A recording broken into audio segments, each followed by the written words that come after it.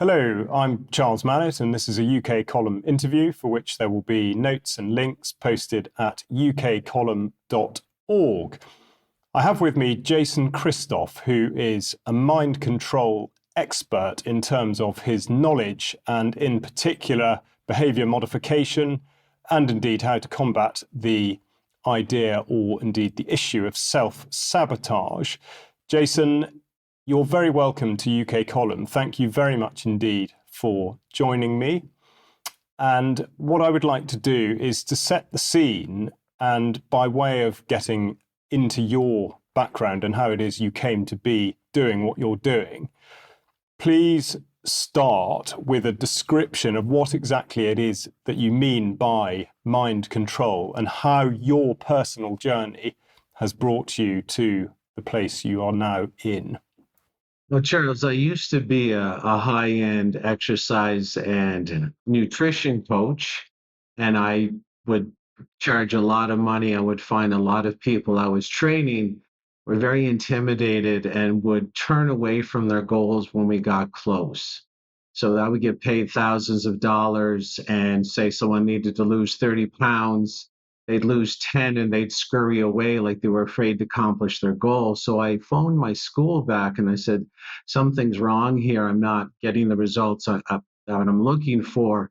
They said, well, these people are under various forms of mind control. And I said, well, and which makes them afraid to accomplish their goals. And I said, well, why did you teach me that when I was at the school? They said, you just missed a couple extra levels, but we can send you some extra books. So they sent me some extra reading material on mind control, and I started using it on my clients. It was the only thing that worked, and it worked so well I put myself out of business. So I started doing it online and getting some great results. I got so busy that I had to open sort of an international overcoming self-sabotage psychological manipulation school to teach medical doctors, chiropractors, other coaches, and even members of the general public how to use this to improve the lives of their patients.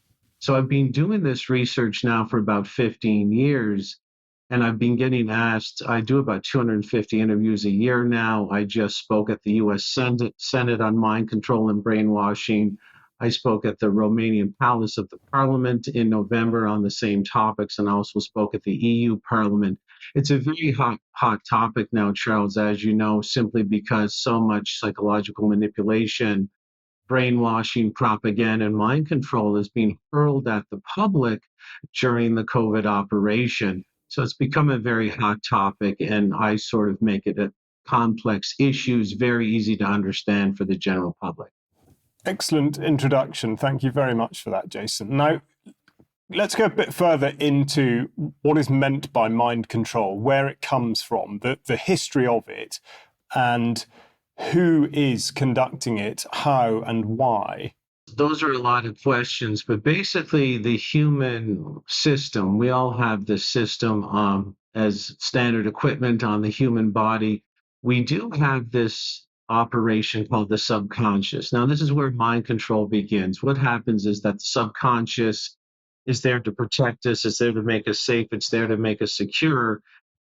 And it looks out through our eyes, listens through our ears, and it's really obsessed with repetitive content, Charles. And it's obsessed with repetitive content because it assumes that the repetitive content of your environment reflects what the bigger herd is saying, thinking, or doing.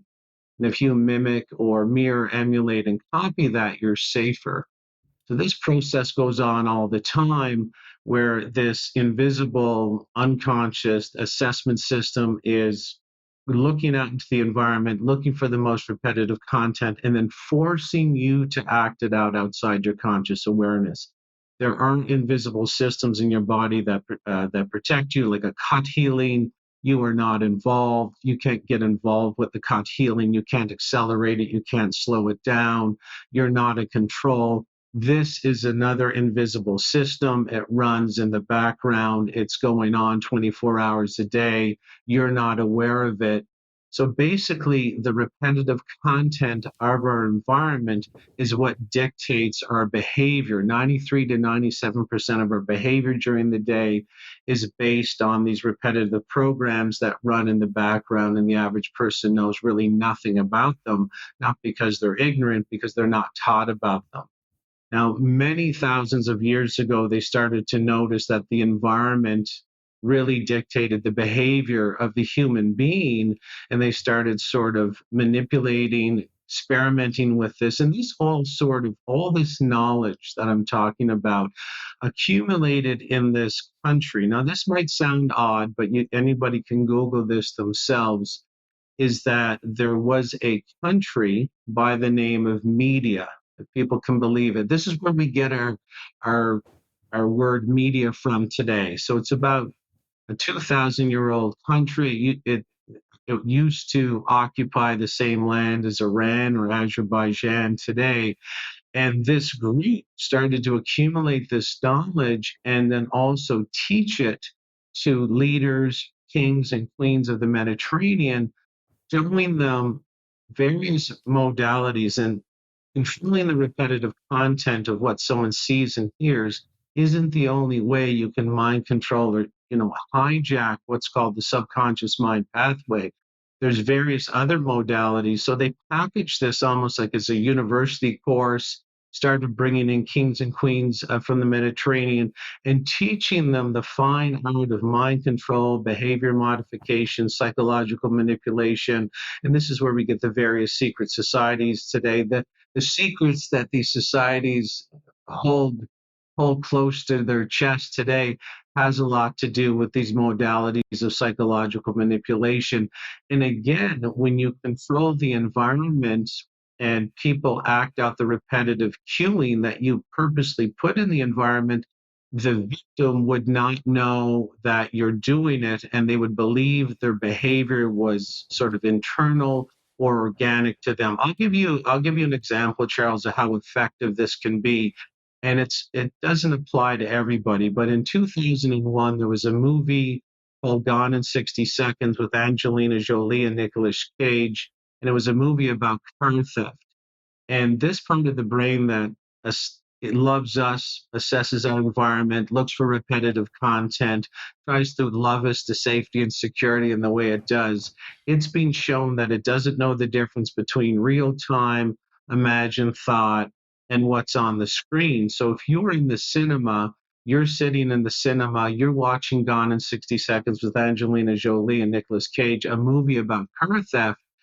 This part of the brain doesn't know that it's on the screen. It thinks you're literally in the environment where car theft is very prolific, it's very frequent, and it's very repetitive. This part of the brain would literally be going through the steps it always goes through. What tribe am I in? How do I find safety with the tribe? What do I have to do to bond with the tribe? How do I flash the gangster colors of this tribe so I find safety with the tribe? This movie had 100 car thefts throughout it. It was a very typical Hollywood film, a lot of action, but it was all based on car theft. And when that movie was released in Burnaby, British Columbia, in Canada, car theft went up 70% in the first 4 days. Now, if you were to interview anybody inside the lobby of the theater and say, or ask them a question, do you think a movie, what a person's watching, what they're hearing, do you think it can change the behavior of the audience? They would say, absolutely not. But this is the exact position that the ruling group wants the public in. They basically want them in that position where they believe that their behavior is organic and internal to themselves, and all their life decisions is based on like logical and rational analysis of all their outcomes. Nothing could be further from the truth. The group ruling us have a saying that I came across in my research: what's on the screen at noon will be on the street at night. And wherever we want the public to parade to, we will simply provide them the repetitive content, and they will walk like zombies in that direction. And people, even in something, there was a Netflix show called Queen's Gambit. It was a made for Netflix movie The lady was a pill popping alcoholic chess player. You can look this up on Google too. When this movie about chess playing came out on Netflix, chess sales on Amazon went up, I think, 7,000 or 700%. And so we mimic, copy, emulate, and mirror the most repetitive content of our environment. It's not a malfunction, it's how we've survived as a species. And you can do great things with this. You can give positive, repetitive content. You can uplift. You can infuse the audience with beauty and motivation and successful messages. But you can also use this mimicking pathway for various devious and nefarious uh, modalities, and that's how it's being used today. It's being used to knock the public down, create this massive power differential where the average person basically is like Pigpen from Charlie Brown with this big cloud of filth around them. They're thinking they'll have a hard life by happenstance or chance happening, but really they're mimicking what's on the TV, the Coronation Street, all these shows about people hanging down at the pub. I know I'm in the UK talking today. This is why people are basically running east looking for a sunset. They're rearranging the furniture on the deck of the Titanic in their own life daily. And it's because of these movies aren't what people think they are. They're not there to entertain, they're there to entrain. Your TV is a documented military weapon, can definitely be investigated as such. If someone went to see the documentary Pseudoology, The Art of Lying, this is a good documentary to start with. The TV was invented under military applications to control the repetitive content based on the secret society coveted information documented by the Medes thousands of years ago. And they didn't have a TV, I'm well aware, thousands of years ago in the ancient country of Media, but they would control the content through harvest celebrations in the town square. The town crier would go around and sort of post certain printed material, would read certain printed material all at the same time, all around the boroughs and small towns and villages all at the same time, therefore controlling the conversation. So what we have today, we have the TV hanging in the living room. This is actually the town square. Their original idea is how do we hang the town square inside the house of the villager? The TV is the town square hanging on the wall, controlling the repetitive content. And this is the average person's aperture finds it very difficult to open to this extent and see the TV as the primary military weapon. It's more dangerous than a cruise missile, more dangerous than a tank rolling down the road, because you would react to traditional warfare invasion of your area. And traditional warfare invasion of your area would always be to hurt you, remove you, and steal your wealth. Well, I can use a TV to make you hurt yourself. And I can use a TV to make you take yourself out, destroy yourself, destroy your kids. And how about if I could trick you to give up your wealth, like shut your economy down for 2 weeks and then extend it out for 6 months in that calendar year, and then I can come in and sort of steal your wealth. You're too sick. You're sort of in a motorized scooter because I tricked you to hurt yourself down at the clinic. And yeah, you can see this is the preferred method of warfare. It's called fifth generation warfare, where the repetitive content of your environment is manipulated, hijacking the subconscious mind pathway. They can make you do anything. And I mean absolutely anything.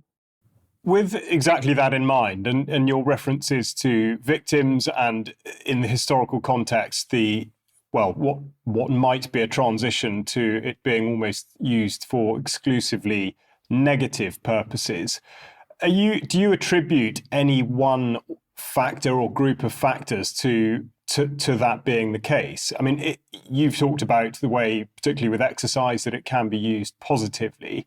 The imbalance between the negative and positive use of mind control, is it simply that there is greater opportunity now to effectively sort of subvert it, or what do you put that down to?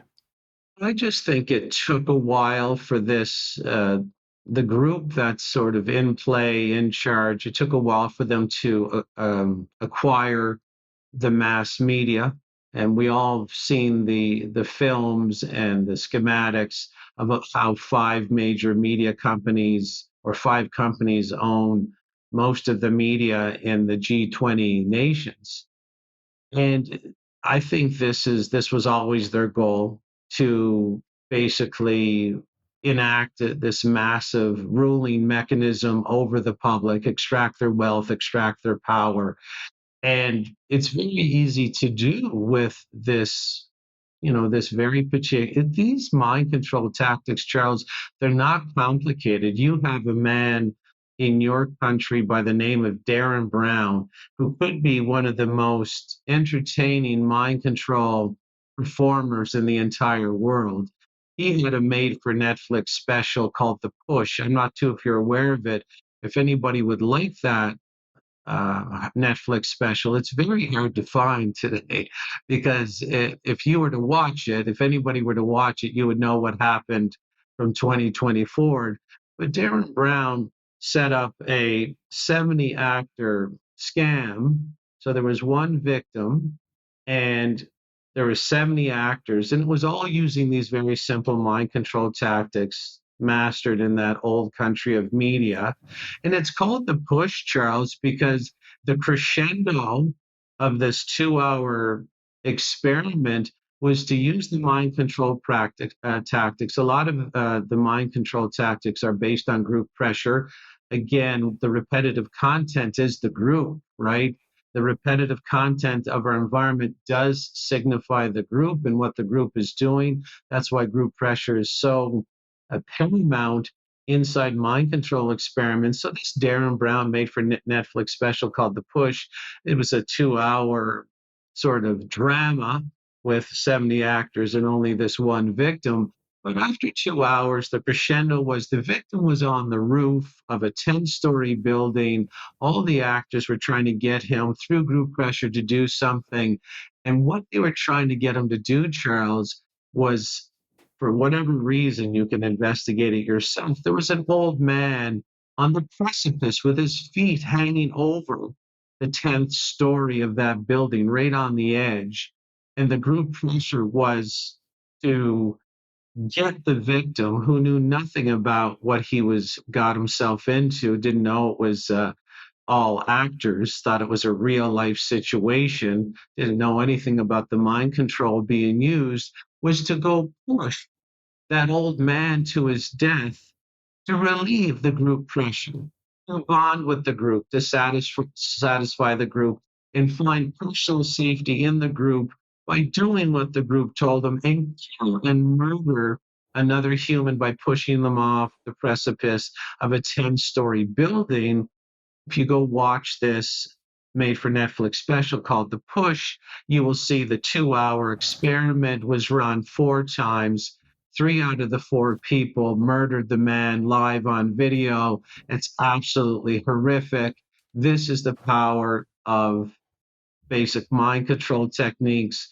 And this is what's going on with the public right now. In 2020, what had happened was the same mind control tactics were weaponized against the public, where figuratively they pushed them, many pushed themselves off the 10-story building.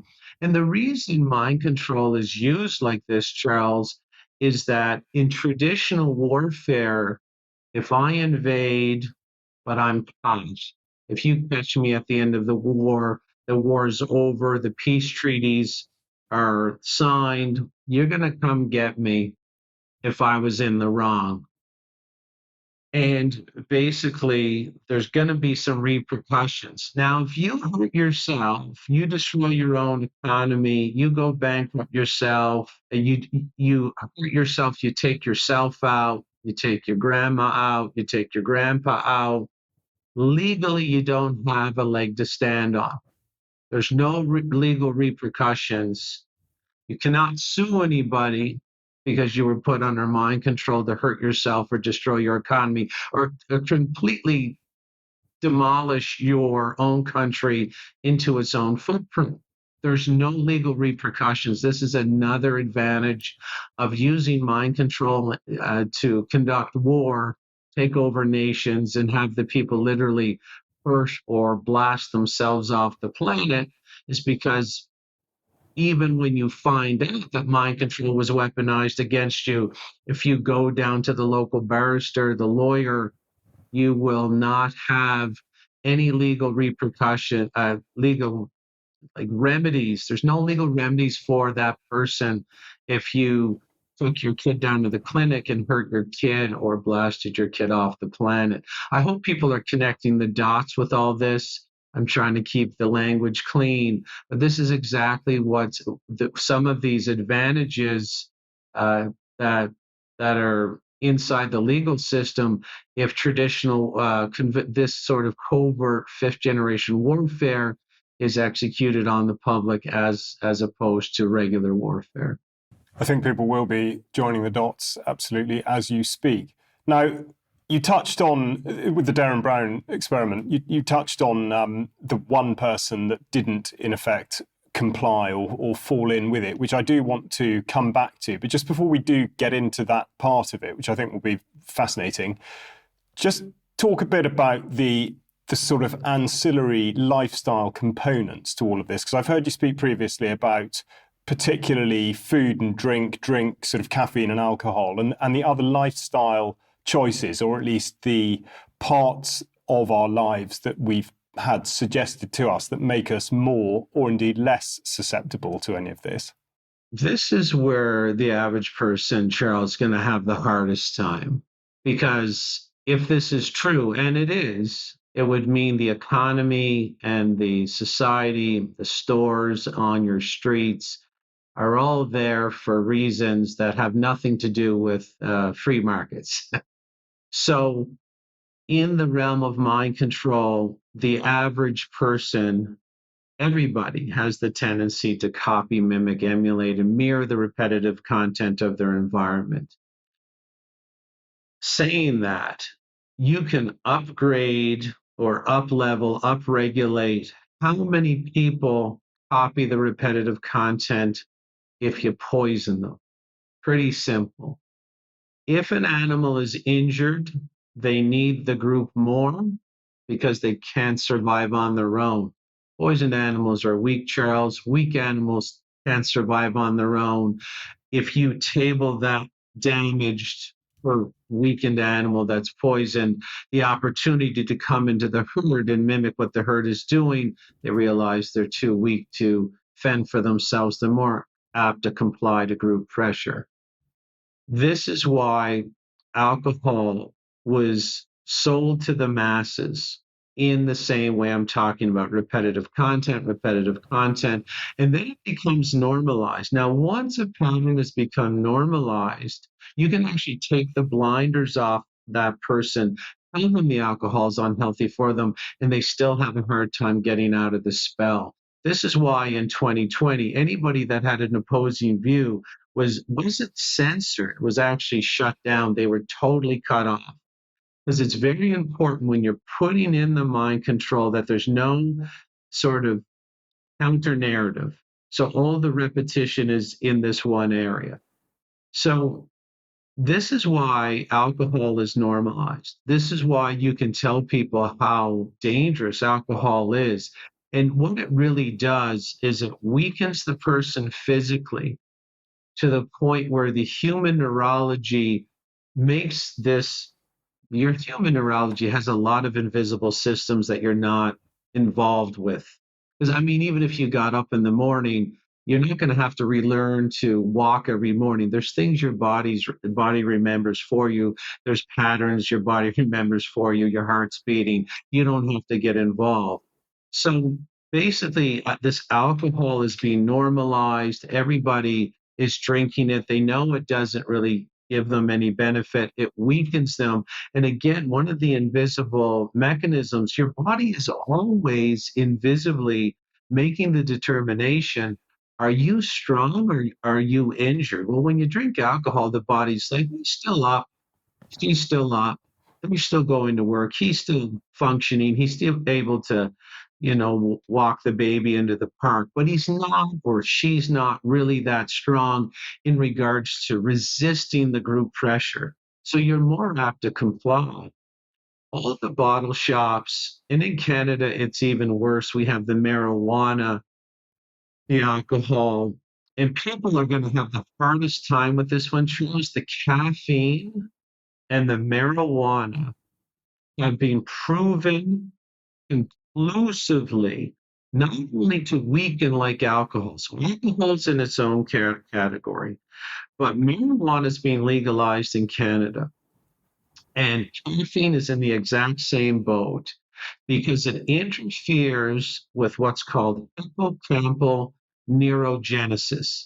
That just means that's a fancy word for your hippocampus is there inside your neurological complex to assess danger and react logically to danger. Now, I've seen experiments where they've taken the hippocampus out of a cat. This was very telling for what this particular brain damage does. The cat was face to face with a pit bull, and they were separated by a very thick piece of clear plexiglass. And thank God it was there because that pit bull was picked for the experiment. It was especially aggressive, Charles. I didn't think the plexiglass was going to hold, even though it was 3 to 4 inches. That pit bull was trying to get to that cat. The cat on the other side of the plexiglass, it was protected. It had its hippocampus removed. It didn't move, Charles. It did not have a fear response. So there was imminent danger, could not respond to the imminent danger. Now, if that plexiglass was not there, that cat would have been torn limb from limb. I hope people understand why the coffee shops are on every corner, why the marijuana is seeping into our society, legal in Canada, coast to coast. And I will also say that in British Columbia, Canada, heroin is now legal for the same reasons. Fentanyl is legal, and so is cocaine and any crack, crank, strawberry. I mean, all these drugs people don't even know they're legal in British Columbia. It's for the same reason. So caffeine and marijuana destroy the hippocampus, leaving the user unable to react to imminent danger and allows the vampire to not only penetrate their household, to get the fangs in the neck of the coffee drinker. And these coffee drinkers, they're the happiest people. They're the happiest people in the world because if you go down to the office tower, they'll even serve people coffee in the office towers, and there's reasons for this. Caffeine just has a very particular effect on the brain. It makes basically the slavery feel groovy. It reduces people's ability to see danger and react to it. And it also makes people do boring tasks longer. I'm not too sure if you're aware, but if you're trying to organize a full world takeover, you would probably want the coffee shops on every corner in the world, destroying the hippocampal ability of the public to react to danger. And I'll tell you something else. In 1986, Starbucks was going to go bankrupt in Seattle, Washington, the state of Washington. And it only had 6 shops. And there was a man named Howard Schultz that was involved with Starbucks. And when it was going to go bankrupt, he knew the operations inside and out. He says, I want to buy it in the bankruptcy. I'm going to get a discount now. I'll own these 6 coffee shops. And he went to get a financier to help him buy it.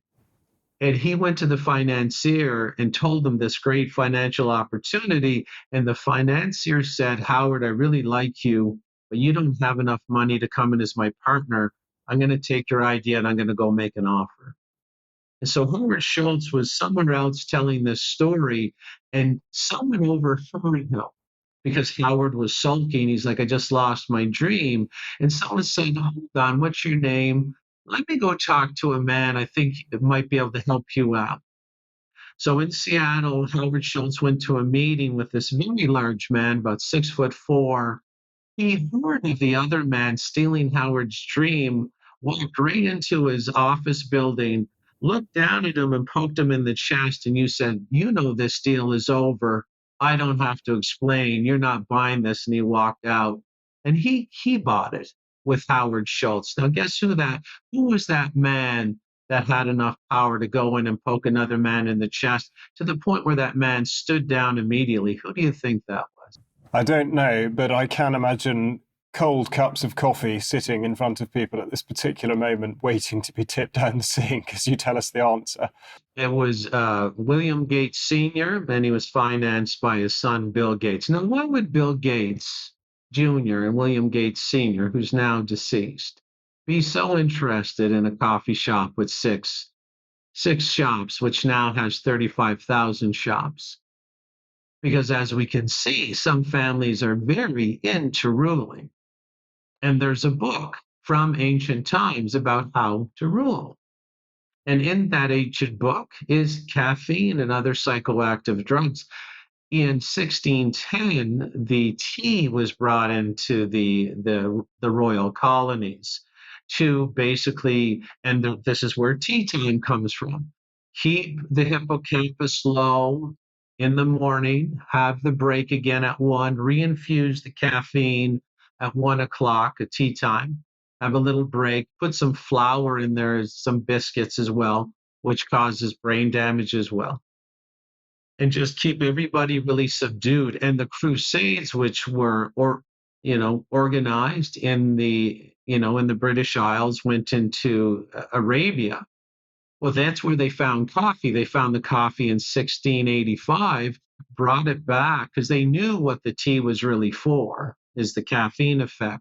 Because the ancient secret society's playbook about caffeine and effects on brain function. But after the Crusaders found the coffee, they brought it back to the royal family and said, you think the tea is good for subduing the brain function. You got to see this stuff. We don't know what it is. They call it coffee. Every time the warriors in this part of the world go out and fight, they take a couple cups of coffee. This stuff is insane. You got to work the coffee back into the Commonwealth now. And so what I'm trying to say is, what you believe is a free market with all these coffee shops, all the bottle shops, all the weed shops in Canada, everything like this, all the toxins, any toxin will really do.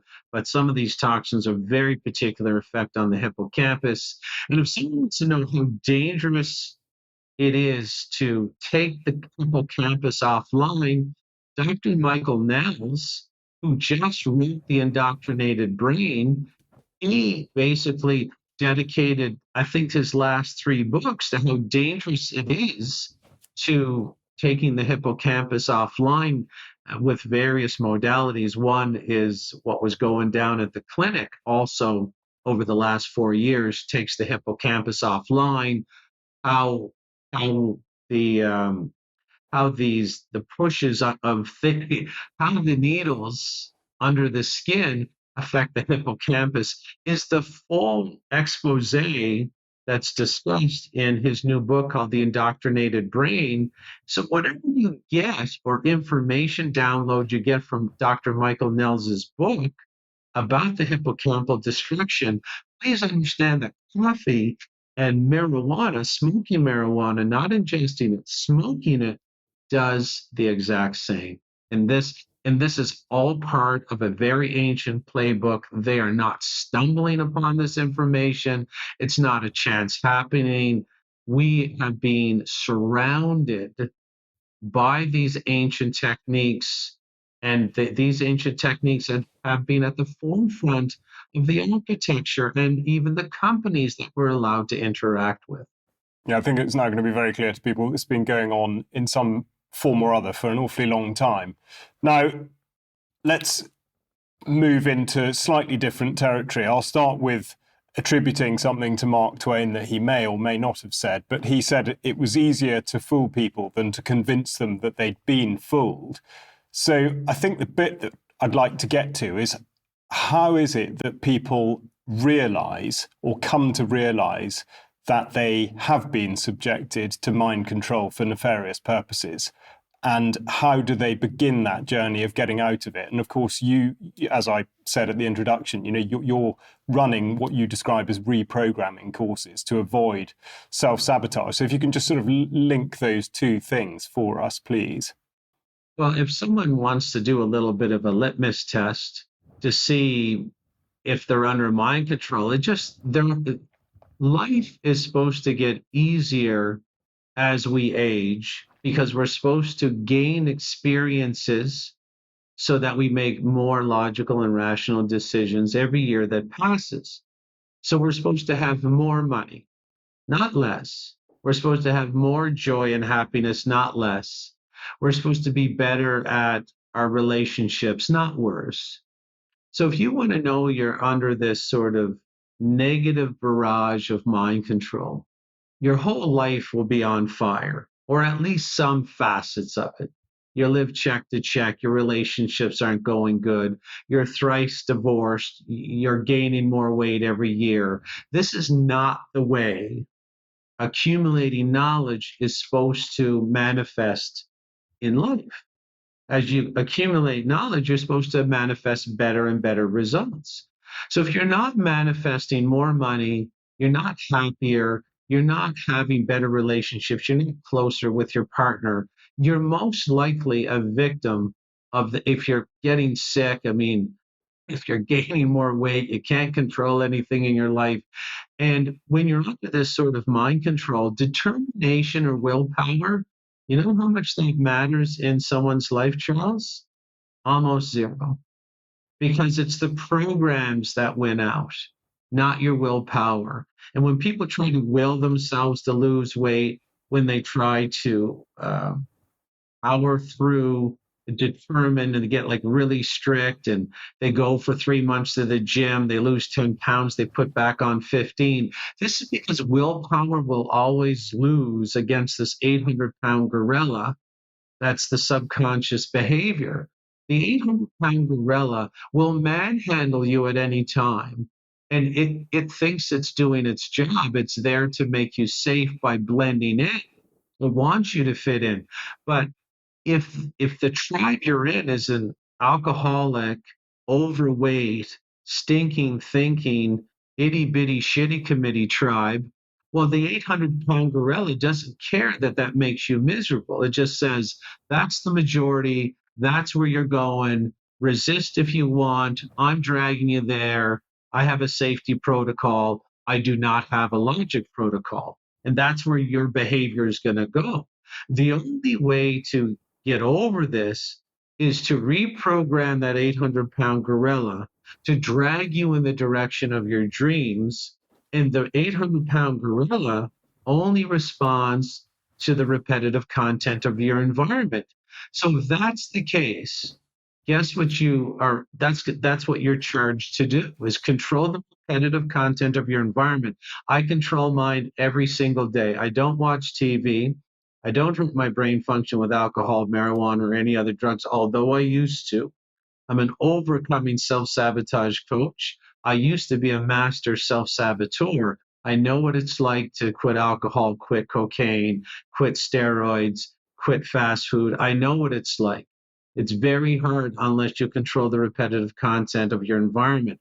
So I control the repetitive content of my environment to signal the 800-pound gorilla and give it the environmental stimuli to trick it to believe it lives in a wealthy tribe, a healthy tribe, a motivated tribe, a spiritual tribe. And then the 800-pound gorilla does what it's designed to do. It says, Jason, I love you. I want to protect you. I'm getting this new repetitive uh, patterning from the environment. We're in a new tribe. The tribe is wealthy, it's healthy, it's vibrant, it's knowledgeable, it's empowered. This is where we're going now. I'm just doing my job. And I said, thank you. I tricked you to drag me there. And the programming does the rest. So you have to hack your existing neurological pathways to change your life in the same way that the people who rule us, the misleaders, the architects of doom, they're doing the exact same. I mean, if you go watch Netflix today, like all you're seeing is actors shooting, stabbing, and killing each other. This has a very negative effect on where that gorilla is going to drag you. I hope that makes some sense. And I offer this reprogramming. If you, I give it for free. I give it for free slowly through my email system.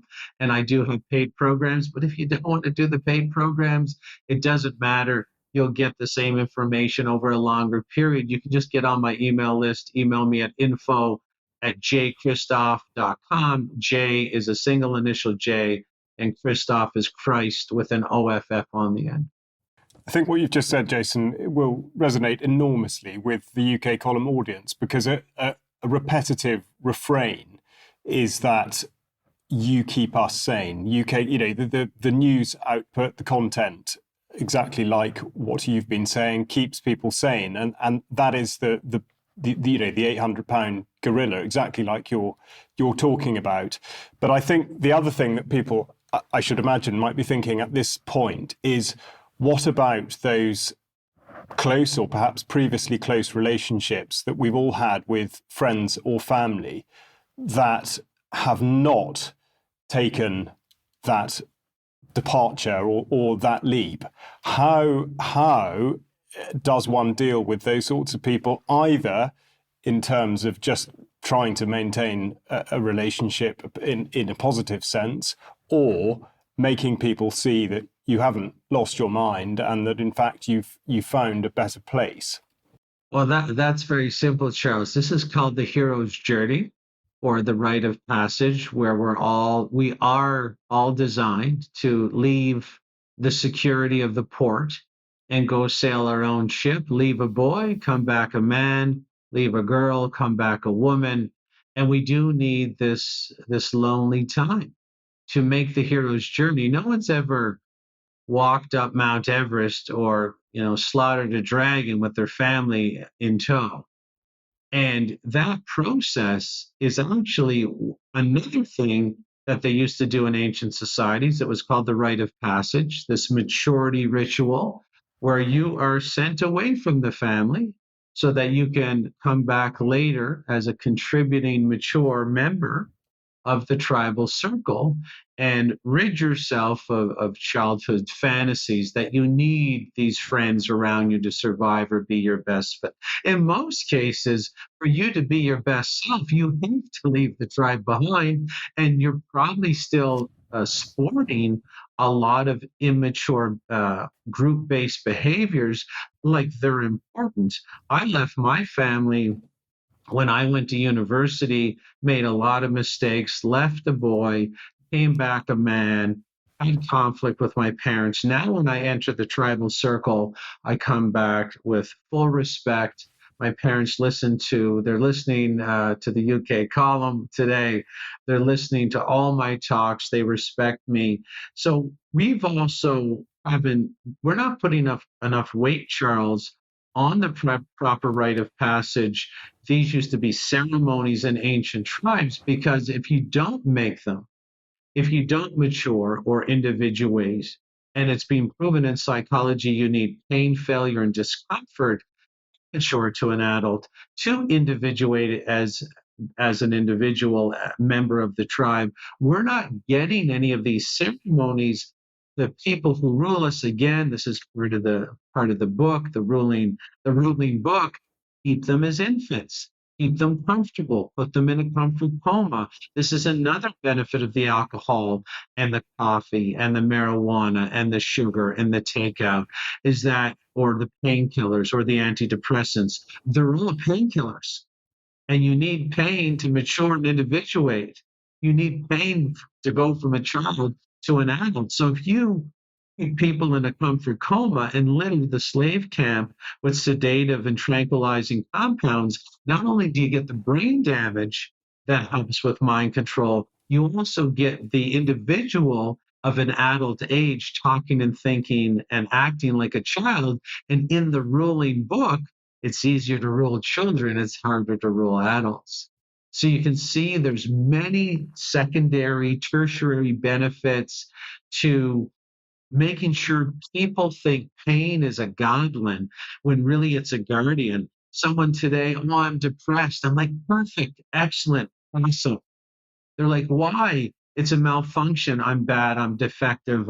I'm depressed. I'm like, no, this is perfect. This is the pain you got to feel. You got to figure out what you're depressed about. Could be your job, your relationship, that you're getting destroyed by tyrannical government. Listen to the pain teacher. Invite that pain teacher in. Don't slam the door. Don't sedate to it. Don't tell the pain teacher to go away. It's a guardian. It's not a goblin. There's nothing wrong with you. Everything's right with you. Go. The answer to the pain is inside the pain. Go through the pain. And you can see the structure of our society today, Charles. What is it? Pain's a defect. Pain's a goblin. Take a pill. Get rid of the pain. Slam the door on the pain teacher. Don't listen to the message. And by doing that, you stay a perpetual infant. It's called the infantilization of the society is based on reframing pain as a goblin when really it's your only way out. Very heartening advice. And it brings us right to the heart of what I think we absolutely have to discuss, which is the youth, the children, and where mind control starts with them in a negative capacity, and how you regard the influences on their lives. I mean, in particular, parenting, but of course, education is such a big one, and all of the rest of it. So, could you just talk about? I mean, because again, I know you run youth programs, but particularly those early influences for children and how critical that their sort of start in life is. Yeah, we were children once. We were put under this similar forms of mind control.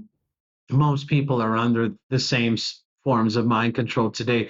The kid, again, if you can get 3 out of 4 people on Darren Brown's made for Netflix special, The Push, to murder an old, helpless man, wasn't a man, too, by the way. He was harnessed. He was a stunt man. Just wanted to put that in. When they did push him off, he was harnessed. He was a little scared.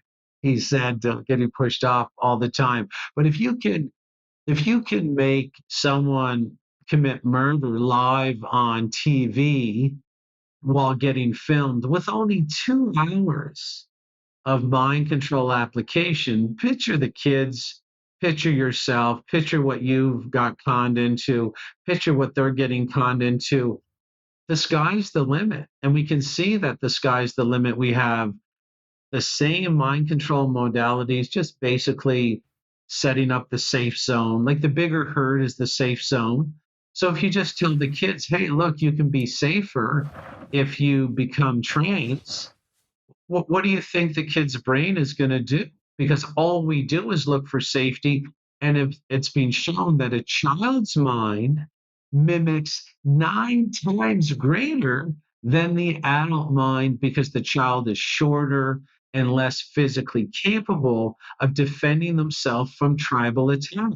So when you're less physically capable of defending yourself from tribal attack, mimicking is all you got to be safe. So before you're mature, you get stronger muscles, before you go to the MMA gym or the karate gym, you're so vulnerable to this psychic manipulation. And the government is not the government. We all know that.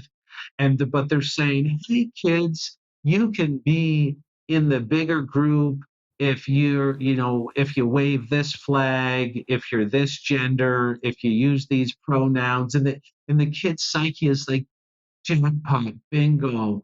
I love it. I feel so afraid. I really want to be in the bigger group. We were all afraid in school. This is also why they separate us from our parents. It makes us extremely afraid. It makes us vulnerable to this sort of programming. We're not supposed to leave our parents, Charles. We were never supposed to go to school. This idea of separating child from parent is only 250 years old. It was was instituted by the same groups I'm talking about. We're already crapping the bed when we leave our when we separate from our parents. It's a horrific traumatic event. It's a form of trauma-based mind control where the child is just floating in outer space in school looking for that that mountain or rock to sort of bond to. Can I please be safe? I'm so afraid. And of course, the government knows that they have this free floating anxiety, like Matthias Desmet talks about in the psychology of totalitarianism. You have a free floating anxiety. And here comes the government school teacher saying, come on over here. This is where you're going to be safe now under this big rainbow flag. And that's not the only agenda going on. This is, they're saying the repetitive content is you should be ashamed of your own skin color. It's the domestic skin color of the country you're in. You should be embarrassed to have this. And the reason they do that, Charles, is because weakness is not only physical, you can have psychological weakness. Shame and guilt have been proven to weaken the human to the lowest point on a spiritual level. So, shame and guilt is used quite a bit in these tactics. Do this for someone's grandma. Feel ashamed just because of your skin color, even though it's the skin color native to your own country. These tactics are weaponized by the group in power. The group in power steals our money, pays it to our friends to mind control our kids and mind control our society. That we have a lot of work to do, but if we can see how the magician does the magic show fails to impress. And we're going to really have to lion up here, adult up. We're going to have to power up and understand this battle will start in our own kitchens. The poison is there as the primary weapon. Tricking you to use your mouth as a garbage compactor is not a side hustle for these people. It is the primary weapon of the control. Use your mouth as a garbage compactor, make you think that you're doing it yourself. So you're so weak and so disorganized and so disoriented that they manhandle you at will, either financially or spiritually or intellectually. This is the primary weapon. I love the UK. I love the UK people. Go into your kitchens, change the repetitive content of your environment. Know that you don't have to find Richie Sunak or whatever his name is. Go into your kitchen. It's you. You got to deal with you. Don't go take your messy carcass out there and try and do anything. Clean up your own country, the 2 foot by 2 foot country called you. Clean that country up and then work your way out, and you will find that's the biggest change. They will be more afraid of you getting healthy than any torch and pitchfork protest you could ever organize. Your power is their ultimate fear. I think that is a repetitive message that people really do need to hear and will take great solace from. Now, you and I dare say a number of the listeners and viewers had the privilege of growing up not being surrounded by all sorts of the technological advancements or so-called advancements that we see around us now, in particular, of course, the smartphone. What effect do you see that having and indeed sort of taking in the future for the younger generations now, and what, if anything, can be done about it? This smartphone issue is a lot more sci-fi and movie-like than anybody has the capacity to deal with right now. There's stuff about the cell phones they are not telling the public. There are invisible waves coming out of your cell phone interacting with your own natural energy fields this group is very advanced and they're not telling us what these cell phones are really for. They're telling us that, we can play on our phone, we can be on social media. This is just the rat poison that's used again. Don't forget, 90% of rat poison is food. Only 10% is poison to do the job. So be very careful. All you need to do is start educating. You don't have to do too much because you naturally have the ability to speak like me. You naturally have we're all the same.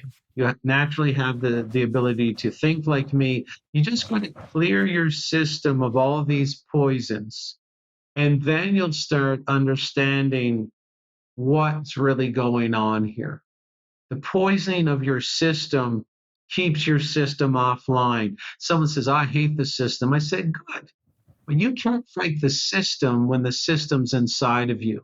You can't fight the system when you eat the system, when you drink the system, when you smoke the system. You are the system. If you're putting it inside yourself, if you watch the system, you watch Netflix and you're watching all these negative images. I mean, the average 18-year-old, they say, sees 16,000 murders by the time they're that age. This has a major negative impact on the repetitive content that your gorilla is going to drag you toward. So don't worry too much about the cell phone. Know it's a danger, and then you just start reprogramming and putting these dangers further and farther to the periphery in your own life. It's about progress. It's not about perfection. You got to try and quit alcohol. You might get 2 days on the first day, on the first attempt. You might fall flat on your face. But the exercise of pushing yourself back up will make you stronger. The exercise of starting and stopping will make you stronger. This is the gym we got to work out at. We got to fall down. We got to experience the pain and failure to mature as fully fledged, empowered adults. Just understand that no one quits their addiction right away. When I quit alcohol, I didn't drink 15 martinis a night, but I did drink 15 martinis a couple nights a week. It took me 2 full years to quit alcohol, but I did it. And then I went a full decade. I didn't even take a sip of someone's drink, nothing, zero. And now I will take a sip because I balanced my body. I used to do a lot of cocaine, but in a very short amount of time. I quit that really fast because I got a big download that I was going to die if I did another bag. Just understand that it takes time to get your life together, but you start now and you understand, get mad because whether you're doing cocaine, steroids, alcohol, all these other drugs, wasting time watching TV, working a job you don't like, you're doing it because they programmed you to do it. This is not your natural state. Get pissed off enough to muster that initial push of energy to start reprogramming your environment and start bringing in positive, empowering, repetitive content to trick that gorilla. Sometimes the gorilla go back to the old program, but it's still not enough. It's not a good enough reason to hang it up and quit. Keep going and lead by example because we mimic and copy the most repetitive content of your environment. Lead for people in your environment. Be the person who stopped drinking. Be the person who stopped smoking and save your own community by your leadership, by your example. Yes, I think that leads very well into something that I wanted to ask you about, which is, in effect, the sort of constant process of avoiding self-sabotage. And I'd love your own sort of personal reflections on how you feel about it. But particularly, I think something that people have noticed is how in effect, the bar was raised so high at the peak of fear about the supposed COVID pandemic. And I think there's been a significant percentage of people who since then have felt that the situation has calmed down to the point where they don't need to be sort of on their guard, perhaps in the way that they were. Is that something that you can ascribe a particular reason to, or indeed, relate it to what you're describing as being a constant process that you're going? Basically, there's a book that was written by Dr. Joost Merleau. Joost is spelled Joost, and Merleau is Mee. RLOO, and it's called The Rape of the Mind and Menticide. And you can find that free online. What we're seeing is a very well known pattern in mind control is to attack and give a break, to attack and give a break, to attack and give a break. So right now we're in the break cycle. They never stop attacking. They really haven't stopped attacking as well. We're just in a little bit of a lull. But these attacks on our freedom, the Online Harms Act up in Ireland. You're going to go to jail if you offend someone online. You could be charged £75,000 or something like this. They're always attacking and putting us in this fear. If you're not working on your strength, what I call the 5 pillars of strength, the next time they attack, what resources are you going to have based on the next attack?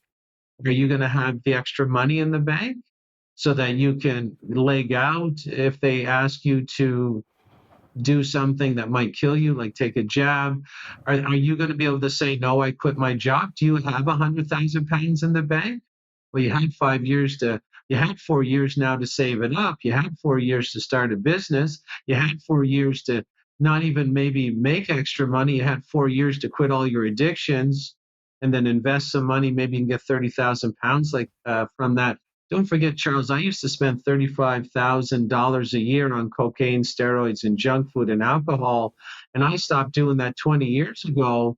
That's $700,000 in savings. And Charles, I have that $700,000. Absolutely. So there's financial pillar of strength, there's physical pillar, your health, intellectual pillar, do you know what's going on? Emotional pillar of strength, can you stand strong in a storm emotionally, or do you get caught up in the drama of the day? And spiritual pillar of strength, do you know why you're here?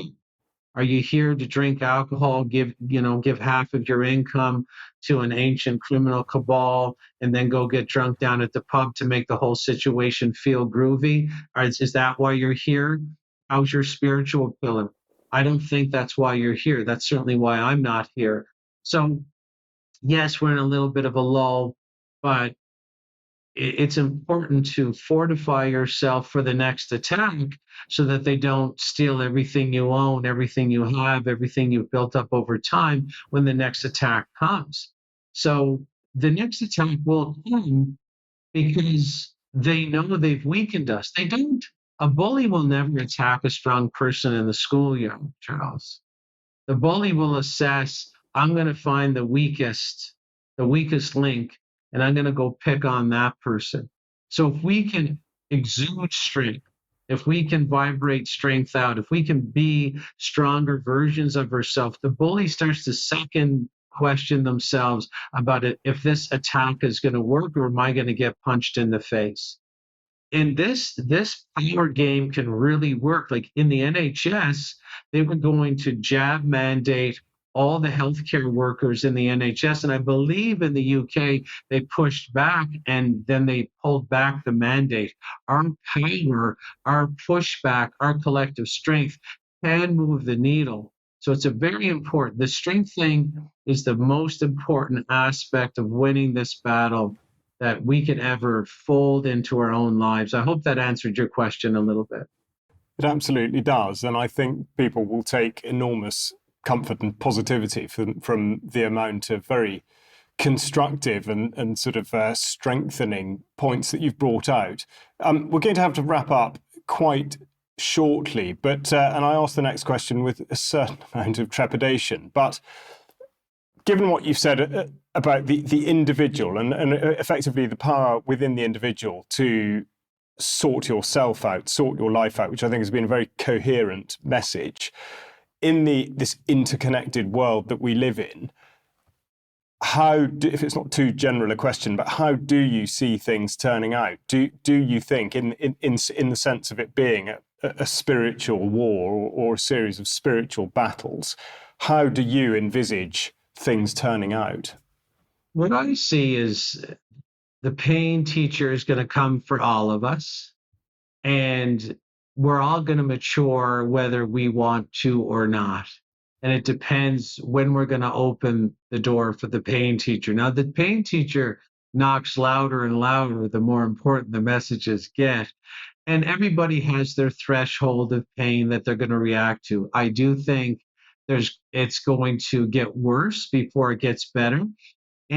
But this is what humanity needs to wake up. It's a little bit of a cycle, and you don't know who's really running the show spiritually at this point. Is it the man with the forked tail and the hooves, or is it God Himself saying it's you need to awaken from your slumber? So I'm going to potentially, if it was God, I'm going to employ the evil forces to give you as much pain as you're going to need before you understand that going down to the football match with another man's name on your back and screaming in a drunken rage is not why I put you here.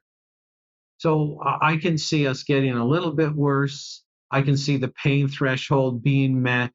I can see pain doing what it's designed to do, is mature and individuate each single person to the point where they're forced to take full control of their health and stop living out these illogical and irrational ideas like going to the voting booth and begging psychopaths to steal your money, rule you, and euthanize you.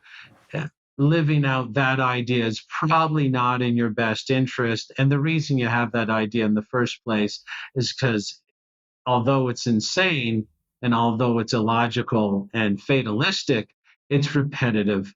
And that's why you think this is, I'm going to vote out the red actor and put in the blue actor, and then I'm going to get back down to the pub and watch the football game.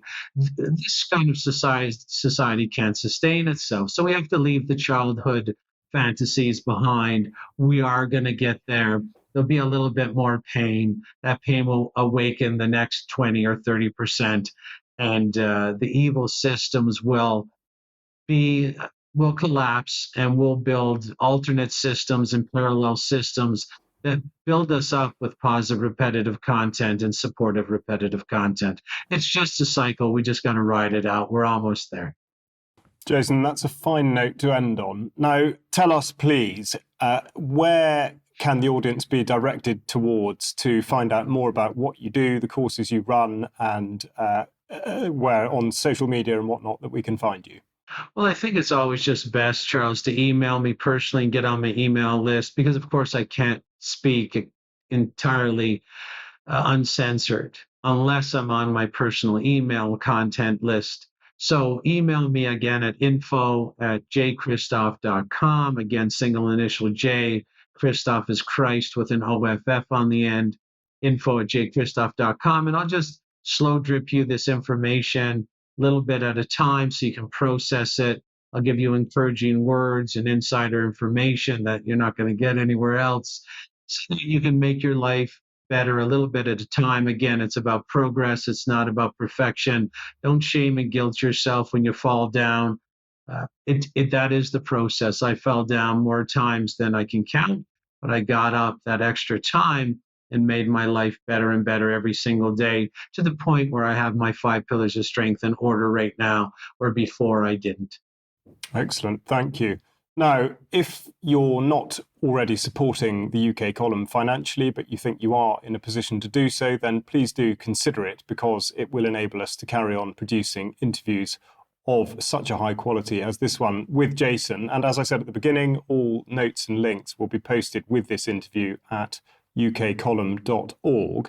So it simply remains for me to thank Jason very, very much indeed for what has been an absolutely fascinating voyage over the last hour or so. Jason, it's been a pleasure. Thank you very much indeed, and we will keep in touch.